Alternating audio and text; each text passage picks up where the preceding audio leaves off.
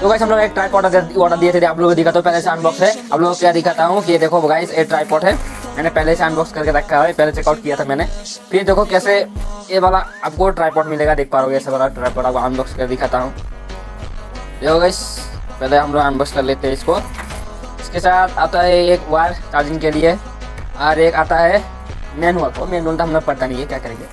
और देख पा रहे हो कि मेन चीज़ निकाल रहा है ट्राइपॉड, ऐसे का हो जाता है। देखो इसमें टाइट नहीं है ज़्यादा, देखो ऐसा ट्राइपॉड होगा और इसमें यहाँ पर स्विच बटन रखा है, दबाऊंगा लाइट जलेगा, देखो चल रहा है ना। और कैसे मोबाइल देखो कनेक्ट होगा, ऐसे करके आपको ऊपर करना पड़ता है, फिर ऐसे करके डाल दो, ठीक है।